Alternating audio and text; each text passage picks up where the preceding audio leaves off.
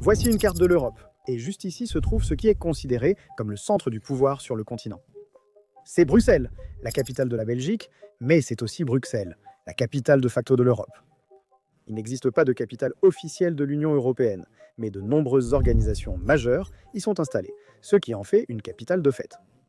Dans le quartier européen de Bruxelles se trouvent les sièges de la Commission européenne, du Parlement européen, du Conseil de l'Union européenne et de l'Agence européenne de défense, entre autres organisations puissantes. Le siège de l'OTAN, à quelques kilomètres, accueille chaque année 6000 réunions pour élaborer la stratégie militaire occidentale. Cela soulève donc la question. Comment une ville comme Bruxelles, dans un pays relativement nouvellement établi comme la Belgique, est-elle devenue la capitale de l'Europe en premier lieu? Eh bien, cela semble fou parce que ça l'est. En fait, Bruxelles n'était jamais vraiment censée être le centre de l'Europe.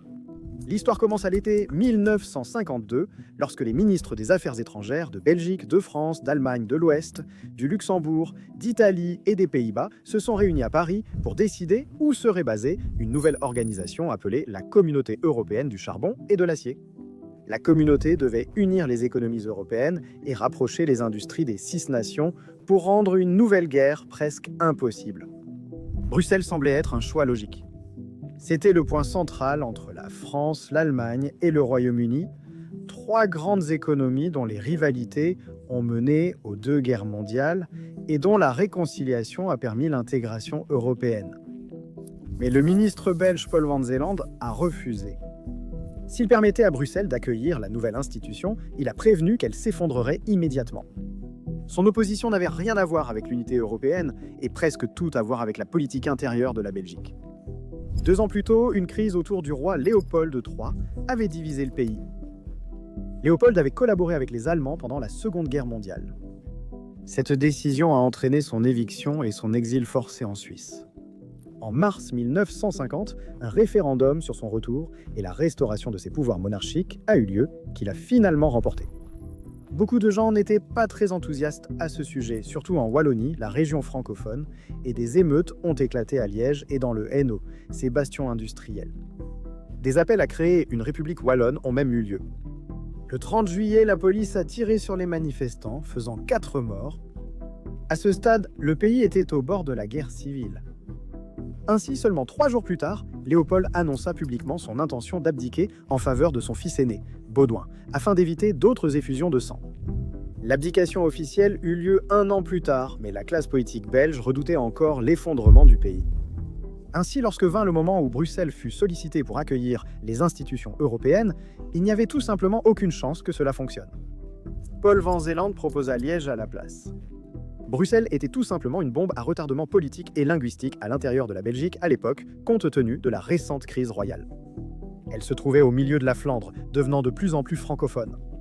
Les Flamands craignaient de perdre la ville, tandis que les Wallons voulaient qu'elle soit francisée. Si Bruxelles s'était devenue la capitale de l'Europe, cela aurait pu bouleverser l'équilibre belge, renforcer la résistance flamande et peut-être entraîner son rejet comme capitale. Liège était alors jugé un meilleur choix pour diverses raisons. La Wallonie était la région la plus instable face à la Flandre, car elle s'opposait au retour du roi Léopold III.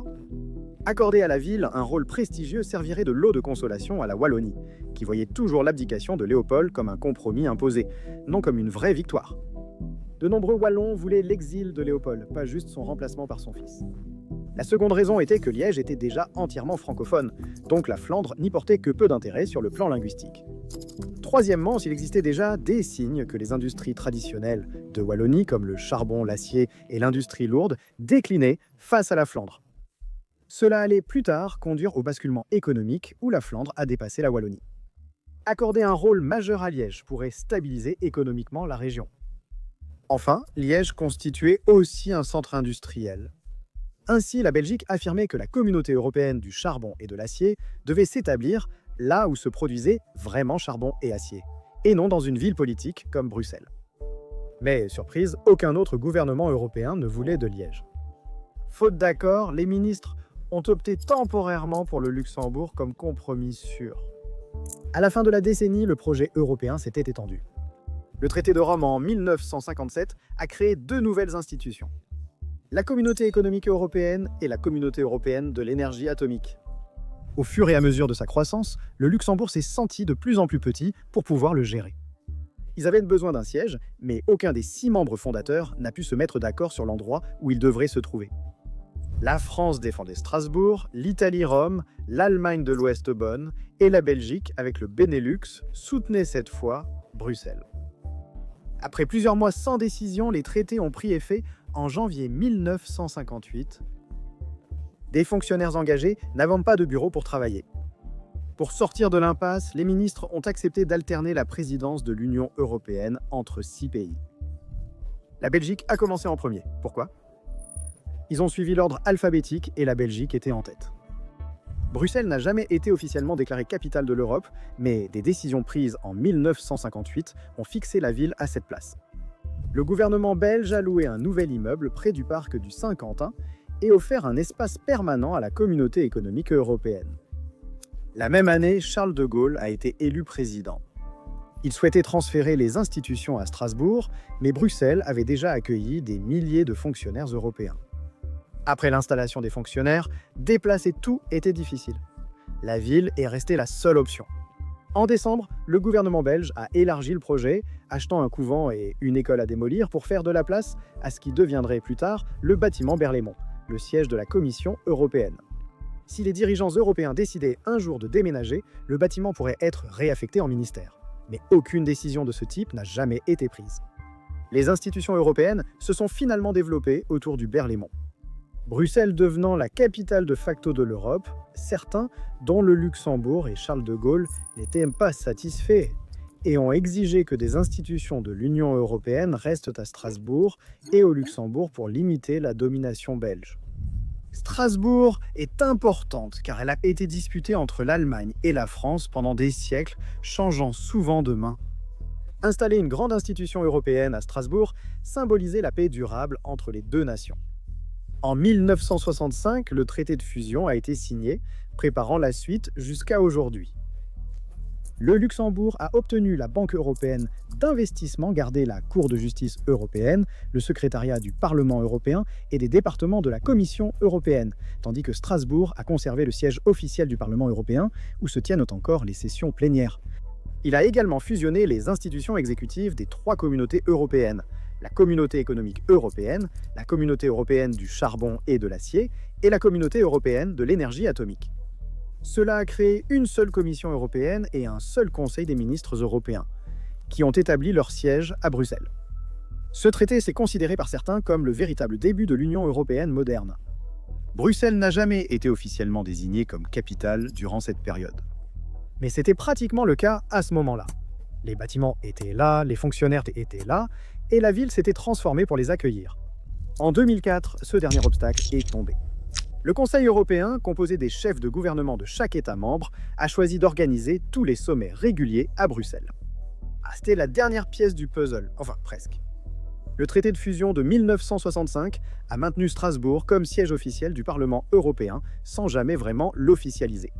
L'accord d'Édimbourg de 1992 a officialisé cela. Puis le traité d'Amsterdam de 1997 a verrouillé juridiquement cette décision, requérant l'accord unanime de tous les pays de l'Union européenne pour la changer. C'est pourquoi encore aujourd'hui, le Parlement européen tient ses votes officiels à Strasbourg, bien que la plupart des autres bureaux et tribunaux soient à Bruxelles. Cela lui a valu le surnom de « cirque itinérant ». Déplacer tout un Parlement de Bruxelles à Strasbourg, sur 430 km, est une tâche immense. Avec 720 parlementaires, leurs équipes, interprètes, personnels, lobbyistes et journalistes, c'est une vaste opération. Selon la Cour des comptes européenne, cela coûte plus de 100 millions d'euros chaque année, ce que beaucoup considèrent comme un énorme gaspillage d'argent. Mais cela importe peu car la France a souvent opposé son veto à ce changement depuis Strasbourg. C'est ainsi, et c'est sans doute préférable vu l'importance de Strasbourg. Aujourd'hui, des tours de verre s'étendent dans le quartier européen de Bruxelles. Il continue d'être le cœur politique du pays et du continent. À proximité du bâtiment Berlaymont, les bâtiments Justice, Lipsius et Europa abritent le Conseil de l'Union européenne et le Conseil européen, où les chefs d'État ont négocié des sujets comme les conditions du retrait du Brexit ou les sanctions de l'Union européenne contre la Russie. Non loin, le Parlement européen domine la place du Luxembourg, où les législateurs finalisent des lois influençant la vie de 450 millions d'Européens, telles que l'interdiction des plastiques à usage unique et les règles sur la protection des données. Tout près se trouve le siège de l'OTAN, qui accueille 6000 réunions chaque année, façonnant ainsi la stratégie militaire occidentale. Il y a beaucoup d'activités internationales à Bruxelles. On peut dire que c'est probablement la ville la plus internationale du monde en termes de l'impact que ces institutions ont sur sa propre économie.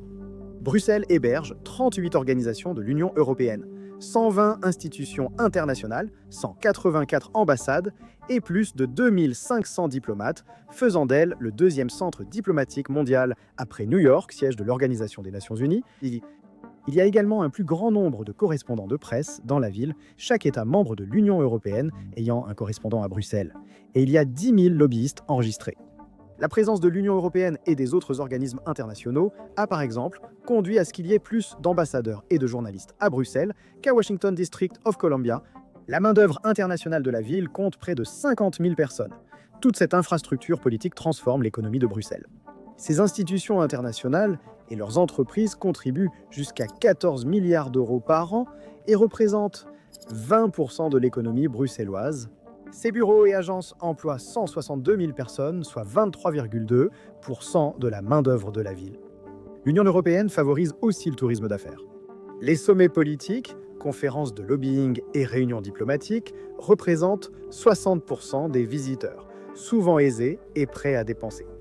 Bien sûr, toute cette concentration de pouvoir politique dans une seule ville entraîne certaines conséquences, dont certaines sont loin d'être transparentes, comme l'espionnage. La concentration d'organisations internationales sur quelques kilomètres carrés fait de la ville un point central pour les espions. Il y a énormément de secrets d'entreprises, de rapports gouvernementaux classifiés et de négociations de haut niveau en cours. L'espionnage à Bruxelles existe depuis longtemps. Durant la guerre froide, la ville était au cœur de la guerre du renseignement entre l'Est et l'Ouest. Le fait que l'OTAN ait son siège dans la ville en est une raison majeure, et cela en a fait une cible stratégique pour les espions soviétiques. Les agents du KGB travaillaient sous couverture diplomatique, s'infiltrant dans les ambassades et les missions commerciales tout en surveillant les responsables occidentaux.